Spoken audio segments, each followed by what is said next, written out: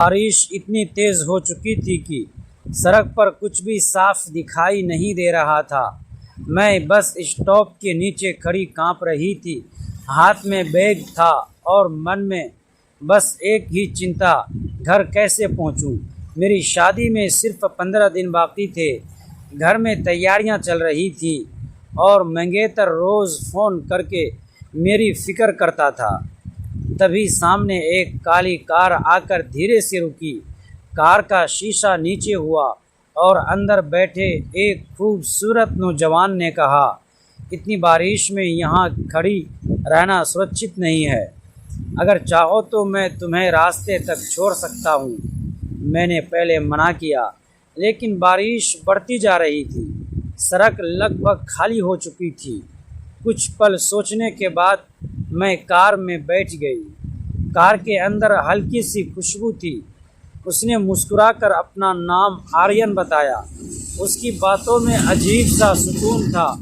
रास्ते में पानी इतना भर चुका था कि कार आगे बढ़ना मुश्किल हो गया। उसने कहा, पास में मेरा फार्म हाउस है, बारिश कम हो जाए तो तुम्हें छोड़ दूंगा। मैं थोड़ा झिझकी, लेकिन हालात ऐसे थे कि मेरे पास कोई और रास्ता नहीं था। फार्म हाउस शहर से दूर था। चारों तरफ हरियाली और बारिश की आवाज़। अंदर पहुंचते ही उसने मुझे तौलिया और अपनी शर्ट दी। तुम पूरी भीग चुकी हो, वरना बीमार पड़ जाओगी, उसने कहा। मैं कमरे में गई। आईने के सामने खड़ी होकर मैंने अपने गीले कपड़े बदले। बाहर बारिश की बूंदें खिड़की पर लगातार गिर रही थी। मेरे मन में अजीब सी बेचैनी थी। शादी से पहले किसी अजनबी के घर में होना मुझे गलत भी लग रहा था और अजीब भी।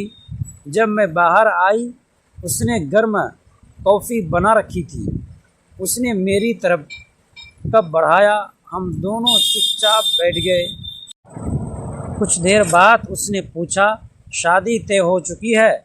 मैंने हल्की मुस्कान के साथ कहा, हाँ, बस 15 दिन बाद। उसने सिर हिलाया, लेकिन उसकी आंखों में जैसे कोई सवाल था। हम बातें करते रहे, काम, जिंदगी, सपने, रिश्ते, पता ही नहीं चला कब रात गहरी हो गई। उस रात बारिश थमने का नाम नहीं ले रही थी। बिजली भी चली गई। कमरे में सिर्फ मोमबत्ती की हल्की रोशनी थी। बाहर तूफान था।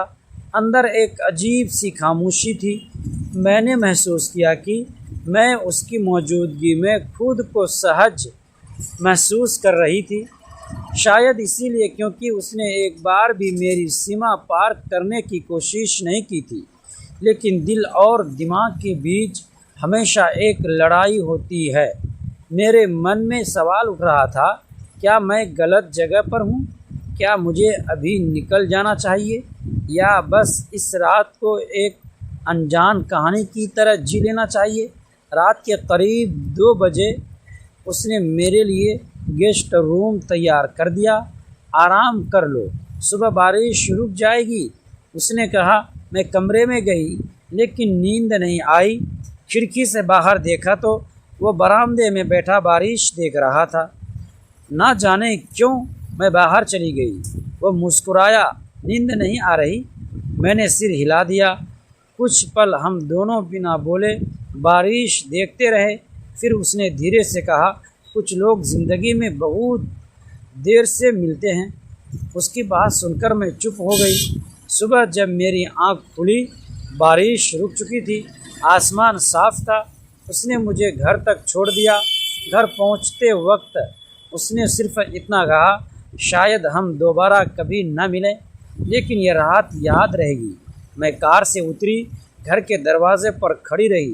अंदर शादी की तैयारियों की आवाज़ें आ रही थी, लेकिन मेरे मन में अब एक नया सवाल था। क्या ज़िंदगी सिर्फ तय रिश्तों से चलती है, या कभी कभी एक अनजान मुलाकात भी दिल में हमेशा के लिए जगह बना लेती है? दोस्तों, ऐसे ही कहानी सुनने के लिए प्लीज़ हमारे चैनल को सब्सक्राइब करके हमारा सपोर्ट ज़रूर कर दीजिएगा।